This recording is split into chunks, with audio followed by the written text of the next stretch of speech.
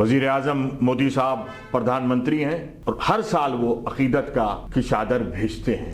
یہ وہ عقیدت کا مرکز ہے، اسپرچول سینٹر ہے، اور اس پر اس طرح کا ریپیٹیشن داخل کیا گیا، یہ بہت افسوس کا مقام ہے پورے بھارت واسیوں کے لیے. تو وہ خواجہ معین الدین چشتی کی درگاہ پر وہ ایسا آدھیاتمک استھل ہے جہاں پر بغیر کسی بھید بھاؤ کے ہر فرقے، ہر طبقے، ہر کاسٹ، ہر مذہب کے لوگ نظر آتے ہیں. آنے والے دور میں امریکہ کا مقابلہ چائنا کرے گا، اور ہم پورے گرو و فخر کے ساتھ کہہ سکیں سارے جہاں سے اچھا ہندوستان ہمارا، ہم بلبلیں ہیں اس کی، یہ گلشتہ ہمارا. آداب، میں ہوں سید محمد حسن اور آپ دیکھ رہے ہیں لمرا نیوز ایجنسی. اس وقت ہندوستان میں الگ الگ جگہوں پر، الگ الگ مسجدوں اور مزاروں پر یہ دعوے ٹھوکے جا رہے ہیں کہ وہاں پر پہلے سے کوئی مندر تھا جس کو توڑ کر کے وہاں پر مسجد یا مزار بنائی گئی ہے. اسی موضوع پر آج ہم سے بات کرنے کے لیے ہمارے ساتھ حضرت علامہ سید محمد قاسم اشرف بابا صاحب خانقاہ اشرفیہ قادریہ کے چھوچا شریف ہیں. جانیں گے مولانا صاحب، جو حالات دیش میں اس وقت ہیں کیسے آپ اس کو دیکھتے ہیں، جو مسجدوں پر یا مزاروں پر جو دعوے ٹھوکے جا رہے ہیں مندر ہونے کے؟ بسم اللہ الرحمن الرحیم. اللہ کے نام سے شروع کرتا ہوں جو بڑا مہربان، نہایت رحم والا ہے.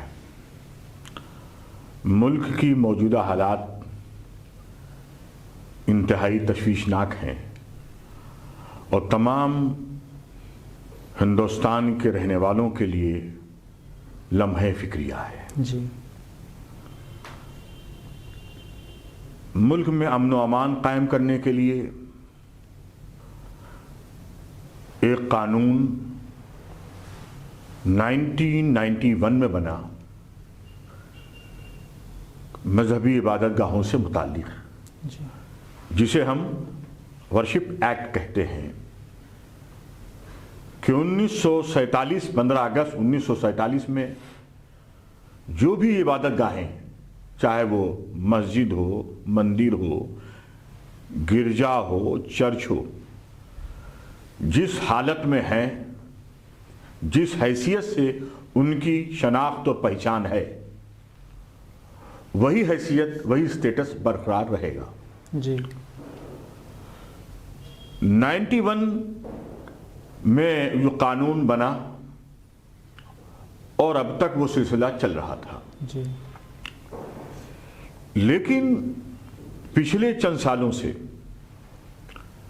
سپریم کورٹ کا ایک آرڈر آیا سروے کے تعلق سے.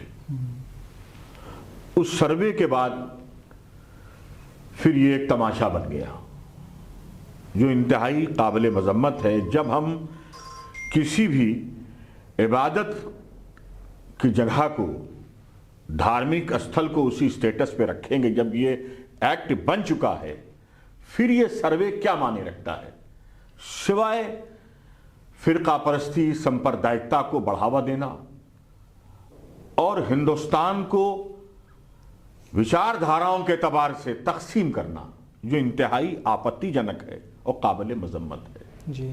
جس طریقے سے دیکھا جا رہا ہے مسجدوں پر جو دعوے ٹھوکے جا رہے ہیں، دعوے کیے جا رہے ہیں، اس کے علاوہ اجمیر شریف کی درگاہ خواجہ غریب نواز پر بھی ایک دعویٰ کیا گیا ہے کہ وہاں پر مندر تھا. جو درگاہ 800 سال پرانی ہے وہاں پر مندر ہونے کا دعویٰ کیا جا رہا ہے. آپ اس کو کیسے دیکھتے ہیں؟ عطائے نبی والی ہندوستان حضرت خواجہ معین الدین چشتی، جن کی درگاہ کو وجود میں، عمل میں آئے 800 سال سے زائد کا عرصہ گزر گیا ہے. جی. یہ وہ درگاہ ہے. ہندوستان میں مراٹھوں کی حکومت آئی،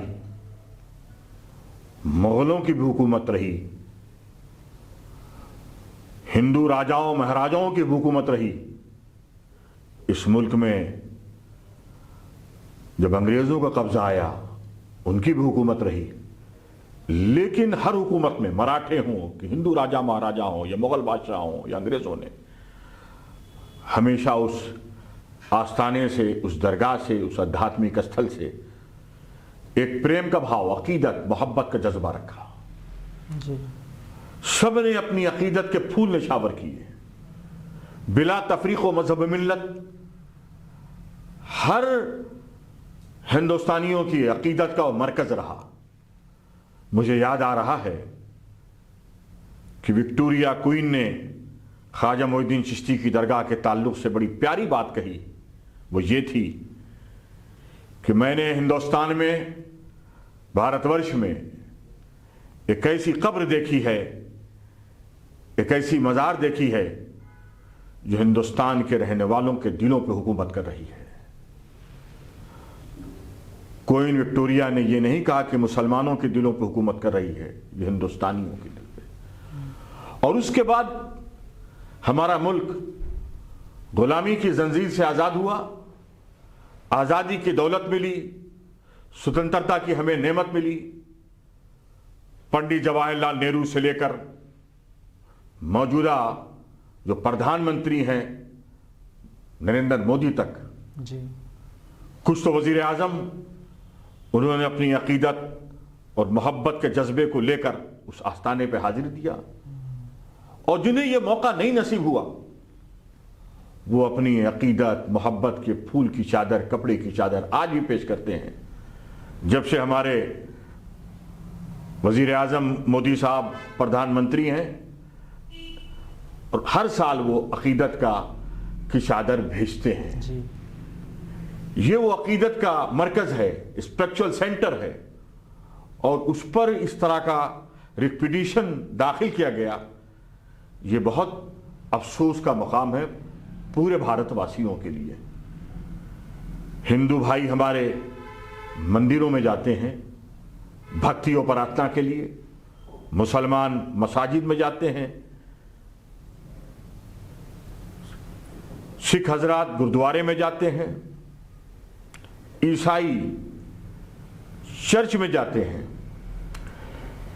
ये लोग अपनी अपनी इबादत गाहों में जाते हैं, लेकिन जब उन्हें कोई संकट होती है, तकलीफ होती है, और ईश्वर को याद करने के लिए, अल्लाह की बारगाह में दुआ करने के लिए अगर कोई पहुंचता, सारी समुदाय के लोग, सारी कौम के लोग अगर कोई पहुंचते हैं, तो वो ख्वाजा मोइनुद्दीन चिश्ती की दरगाह पर, वह ऐसा आध्यात्मिक स्थल है जहां पर बगैर किसी भेदभाव के हर फिरके, हर तबके, हर कास्ट, हर मजहब के लोग नजर आते हैं। ख्वाजा मोइनुद्दीन की चिश्ती की दरगाह, बल्कि हर सूफी की दरगाह जो होती है, वो कौमी एकता, आपसी सद्भाव, नेशनल इंटीग्रेशन की अलामत और पहचान है। आज उन्होंने उस पहचान पर हमला किया है। ये कितने बड़े अफसोस की बात है। ये भारत के गंगा जमुना तहजीब के ताने बाने को बिखेर रहे हैं। ये मुल्क के हित में नहीं है, बल्कि यह अमल मानवता और इंसानियत को बजरू करने वाला है और क्षति पहुंचाने वाला है। जी, किस दिशा में ये देश जा रहा है, जो हिंदुस्तान के मुसलमान या हिंदुस्तान के मुसलमानों पर क्या असर पड़ेगा आने वाले दिनों में? क्योंकि पिछले काफ़ी वक्त में हम देख रहे हैं कि इस तरह की चीज़ें लगातार देश में अलग अलग चीज़ें होती चली जा रही हैं।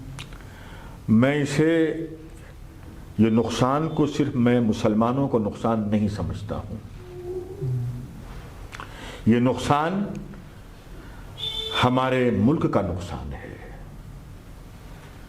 मैं अभी एक अखबार पढ़ रहा था, उसमें मुझे मालूम हुआ कि सन 2023 में हमारा पड़ोसी मुल्क चाइना,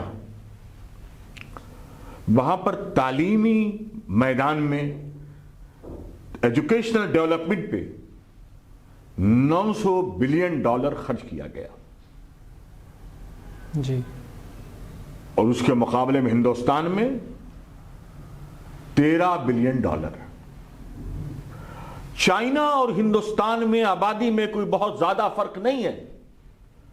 मुझे अफसोस है कि चाइना में भी खुदाई हुई जमीन की, वहां लोगों ने गोल्ड निकाला, और इतना गोल्ड निकला है कि उसको सही तौर पे यूज करेंगे तो मुझे लगता है कि आने वाले दौर में अमेरिका का मुकाबला चाइना करेगा।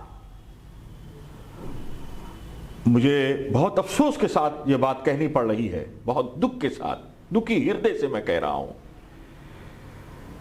अगर यही हालात रहे हमारे मुल्क के तो चाइना हो सकता है विश्व गुरु बन जाए और आइंदा वो इस मुल्क की दुनिया की क़यादत करे और हम जात पात, लड़ाई झगड़े, मजहबी नफरत में कहीं पीछे ना हो जाए। जी। मैं ये ज़मीन की खुदाई का मुखालिफ नहीं हूं।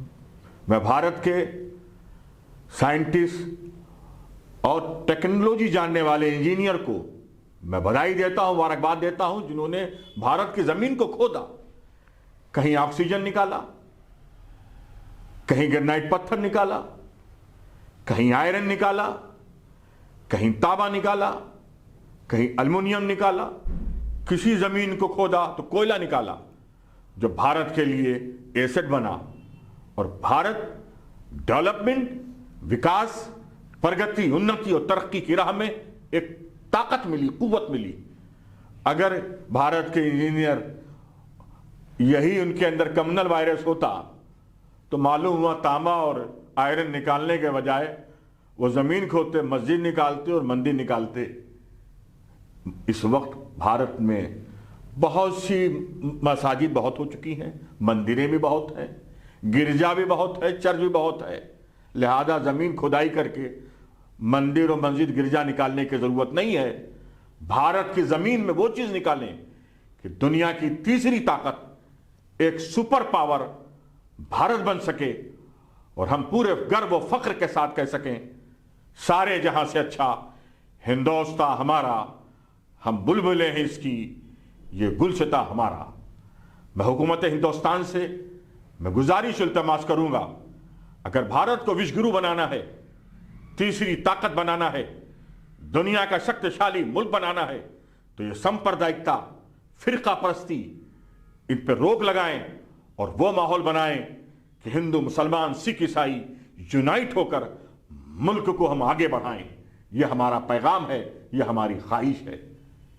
बहुत बहुत शुक्रिया मौलाना साहब। आप सुन रहे थे मौलाना हज़रत अल्लामा सैयद मोहम्मद कासिम अशरफ बाबा साहब खानकाह अशरफिया कादरिया के चौचा शरीफ। इन्होंने सारे जहां से अच्छा हिंदुस्तान हमारा, हम बुलबुलें हैं इसके, ये गुलसिता हमारा, हिंदू मुस्लिम एकता को लेकर के अपनी बात रखी। और जिस तरीके से अजमेर शरीफ में दरगाह ख्वाजा गरीब नवाज़ पर जो दावा किया गया है उसको लेकर के भी इन्होंने अपने विचार रखे, और वर्शिप एक्ट 1991 पर कि क्या असर जो है होना चाहिए उसको लेकर के भी इन्होंने अपने पॉइंट ऑफ व्यू, अपने विचार रखे। आप देख रहे थे लिम्रा न्यूज़ एजेंसी, कैमरामैन ताहा के साथ पे सैयद मोहम्मद हसन।